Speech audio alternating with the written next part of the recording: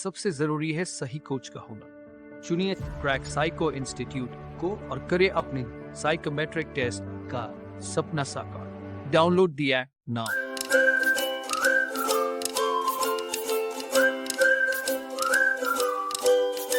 Psychometric test आप देने के लिए जाएंगे तो वो क्यों इम्पोर्टेंट है, इसको आपको जानना बहुत ज़रूरी है।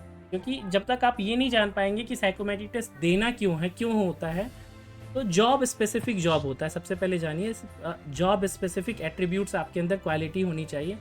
और स्पेशल रोल इसका जो है वो पर्सनालिटी टेस्ट के जी और क्यू सेक्शन के अंतर्गत आता है। तो aptitude test access job specific attributes in the candidates which is essential for their future job performance.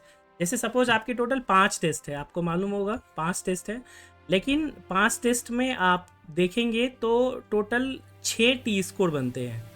कितने बनते हैं? 6 टी स्कोर, क्योंकि पर्सनालिटी टेस्ट का जी और पर्सनालिटी टेस्ट का क्यू वो हो जाता है। तो टोटल 6 टी स्कोर बनते हैं।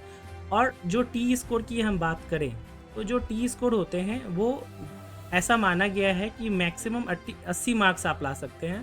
तो इसी मैक्सिमम के बेस पे 80 इंटू 6 करेंगे तो ये 480 मार्क्स हो सकते हैं। यूट्यूब पे एक वीडियो भी मेरा है कि जो मार्किंग पैटर्न है उसको लेकर के 480। अब ये 480 एक स्पेशल फार्मूला में 30 में कन्वर्ट हो जाता है। और इस 30 में आपका कितना भी मार्क्स आता है वो जो होता है आपका मार्क्स होता है CBAT का, जो कि आपके फाइनल मेरिट में जुड़ेगा। जैसे सपोज मान लीजिए आपके CBT में मान के चलिए आपके 100 नंबर हैं। सपोज कोई बहुत अच्छा परफॉर्म किया, 100 नंबर है, तो इसका 70% मार्क्स आपको जुड़ेगा। और CBT में सपोज मान लीजिए किसी के 25 नंबर है, राइट, तो ये 25 नंबर डायरेक्टली इसमें जुड़ जाएंगे। यानी कि टोटल इनका जो मेरिट में टोटल स्कोर हो गया CBT और CBAT वो 95 हो गया। और उसी के बेस पर इनकी मेरिट बनेगी जिस भी पोजीशन में वो आते हैं। तो एक तो चीज़ हो गया कि हमने आपको बात की कि मार्किंग का पैटर्न क्या होता है, वो चीज़ें आप जान पाएँ। तो पर्सनालिटी टेस्ट में बेसिकली देखिए केवल 35 क्वेश्चन को करके आप टोटल 80 प्लस 80 यानी कि 160 मार्क्स स्कोर कर पाएंगे। Did you get my point? से यस या नो? जी, राइट। तो ये बहुत जरूरी है कि Yes. केवल 35 क्वेश्चन को आपने सॉल्व किया और आपको नंबर कितने मिलेंगे? 160। इस 160 में से आप कितना स्कोर कर पाते हैं? तो जैसा भी आप लोगों ने देखा होगा कि जो हाईएस्ट टॉपर के नंबर थे, मैं एक बार आपको दिखाऊं तो आप देखिएगा। जो गायत्री का नंबर है आप इसको देखिए, जो हाईएस्ट है से ज़्यादा आया ही नहीं, 66 प्लस 65 यानी कि कितने हो गए आप देखेंगे तो 6 6 12 और 11, 131 के करीब नंबर आ गए। समझ रहे हैं? 160 में से 131 या 132 नंबर मान के चलिए इतने नंबर आ गए। और ये हाईएस्ट है, ये टॉपर्स के हैं। जितने भी क्रैक साइको इंस्टीट्यूट के बच्चे थे, एवरेज से अधिक बच्चों का यही स्कोर है, जिसको कि पर्सनालिटी की GNQ की बात करें उसके अंतर्गत। यानी कि आपने टोटल क्वेश्चन कितने अटेम्प्ट किए? 35। और इस 35 के लिए आपको ऐसा नहीं कि दो अलग अलग तैयारी करनी है। यानी कि एक बार तैयारी करें, ध्यान दीजिएगा, एक बार तैयारी की और 2 फल मिले, यानी 2 सेक्शन आपका क्लियर हो गया, जी भी क्लियर हो गया और क्यू भी क्लियर हो गया। तो ये बहुत ही इंपॉर्टेंट टेस्ट है। और अगर मैं बात करूँ चाहे वो यूट्यूब हो या कोई भी बुक्स हो, other than crack psycho institute, आपको पर्सनालिटी टेस्ट के बारे में मिसकॉन्सेप्शन यही बताया गया है कि पर्सनालिटी टेस्ट में जो है कोई भी क्वेश्चन जो होता है वो रॉन्ग नहीं होता है। क्या आप लोगों ने भी ऐसा सुना है? से यस या नो? नहीं सर, ऐसा नहीं सुना। नहीं सुना? सुनिएगा, अगर किसी दूसरे के यूट्यूब पे जाइएगा, इवन RDSO के पे जाएंगे ना, तो RDSO बोलता है कि कोई भी आंसर गलत नहीं है। बट इकलौता मैं हूँ राज सर जो कि ये बोलते हैं कि नहीं, पर्सनालिटी टेस्ट में भी आंसर रॉन्ग होते हैं, निगेटिव मार्किंग होती है और उसके अकॉर्डिंग आपको चीज़ों को पता चलेगा, राइट। तो आपको सबसे ज़्यादा जो कन्फ्यूज़न पर्सनालिटी टेस्ट में ही मिलेंगे, जहाँ पर कि कहीं पर आंसर किसी एक पॉइंट को लेकर के बोल रहा है यस और दूसरे पॉइंट को लेकर के बोल रहा है नो। तो स्टूडेंट डायलेमा में रहते हैं कि क्या सही होगा क्या गलत होगा। तो ये हमारा जो है केवल 3 दिन का तो केवल कॉन्सेप्ट क्लासेस होता है, जिसमें कि आपको कॉन्सेप्ट बताए जाते हैं। उसके अलावा हर दिन प्रैक्टिस कराई जाती है पर्सनालिटी टेस्ट को। इसके अलावा very very important mock test जो होते हैं वो हम करवाते हैं। At least 5 very very mock important test कराए जाएंगे, जिसमें इसकी इससे और कॉन्सेप्ट से मिलाकर के 80% एंड एबव क्वेश्चन जो है एग्जाम में डायरेक्टली और इनडायरेक्टली होंगे, जो आपको ये स्कोर दे के जाएगा एग्ज़ाम में, जो कि आपको मेरिट में लेकर आएगा। मेरा अपना जो मैंने देखा है, आप में से कई लोग इसके गवाह भी होंगे, जो कि सभी टेस्ट में बहुत अच्छा परफॉर्म किया स्टूडेंट ने, लेकिन पर्सनालिटी टेस्ट के क्यू सेक्शन में 0.013 नंबर से वो फेल हो गए हैं। आपको मैं केस स्टडी के रूप में यूट्यूब पे भी वीडियो अपलोड करके दिखाऊंगा, वहाँ आप इस चीज़ों को देख सकते हैं। तो कभी भी इसको हल्के में नहीं लेना है, तो ये बहुत इंपॉर्टेंट चीज़ है। तो जो चीज़ें मैं आपको यहाँ पे बता रहा था कि अटेंशन क्या ज़रूरी है, तो सबसे पहले ये जॉब स्पेसिफिक है। यानी कि जो हम 5 टेस्ट की बात करें, तो जो पहला टेस्ट है वो इंटेलिजेंस का है, यानी कि किसी भी व्यक्ति के अंदर एक सामान्य बुद्धिमत्ता तो होनी चाहिए। दूसरा जो टेस्ट है वो है सेलेक्टिव अटेंशन का, इसको कि हम दूसरे शब्द में वह कहते हैं कंसंट्रेशन का टेस्ट। कंसंट्रेशन टेस्ट क्यों है?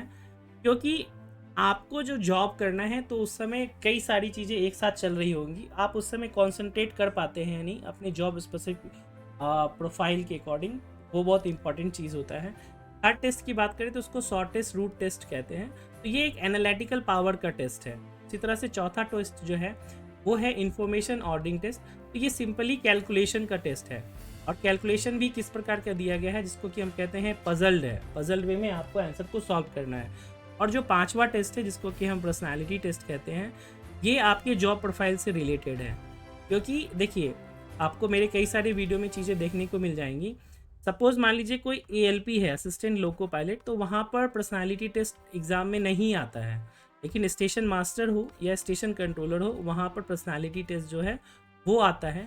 रीज़न क्या है कि जहाँ पर भी पब्लिक डीलिंग करनी होती है, यानी कि पब्लिक का इंटरेक्शन होता है, वहाँ पर पर्सनालिटी आपकी ऐसी होनी चाहिए जो कि मैच करे किससे, आपके ऑर्गेनाइजेशन के पॉइंट ऑफ व्यू से। यानी कि आप जो हैं वो फेस होते हैं, क्या होते हैं, you are the face of your organisation. तो अगर आपकी पर्सनालिटी आपके ऑर्गेनाइजेशन के वैल्यूज से, एट्रीब्यूट से मैच नहीं करेगी, तो आप सूटेबल कैंडिडेट नहीं होंगे। साइकोमेट्रिक टेस्ट में आपने देखा होगा, गायत्री का भी रिजल्ट वहाँ पे लिखा था सूटेबल, यानी कि आप सूटेबल हैं, यानी कि fit for the job profile हैं या नहीं, ये चीज़ें मैटर करती हैं। तो पांचों के पांचों टेस्ट इसी प्रकार से डिज़ाइन किए गए हैं कि आपकी सूटेबिलिटी जो है वो मैच करेगी या नहीं करेगी। Is it clear? से यस या नो? Yes sir. ये जो चीज़ें मैं बता रहा हूँ आपको, ये RDSO का बता रहा हूँ, राज सर का नहीं है, RDSO का है। नेक्स्ट है, your success depend solely on your attentiveness and the promptness in the solving in the test items accurately। देखिए accurately, ये accuracy की बात कर रहा है। within the stipulated time limit, यानी कि जो भी टाइम आपको मिला उसके अकॉर्डिंग आपको accuracy को ध्यान में रखते हुए अपने टेस्ट को देना है। Do not waste time on question you feel difficult. यहाँ पर राज सर की AAA थ्योरी आ जाती है कि आपको डिफिकल्ट लेवल के क्वेश्चन पे टाइम वेस्ट नहीं करना है। थर्ड पॉइंट है, do not attempt to copy answer of candidate sitting near to you. तो नॉर्मली हम कहते हैं कि जो चीटिंग कहते हैं, वो चीटिंग वाला काम हमें नहीं करना है। नेक्स्ट हम कहते हैं, there is no negative marking but answering as many question as possible correctly is the key to success.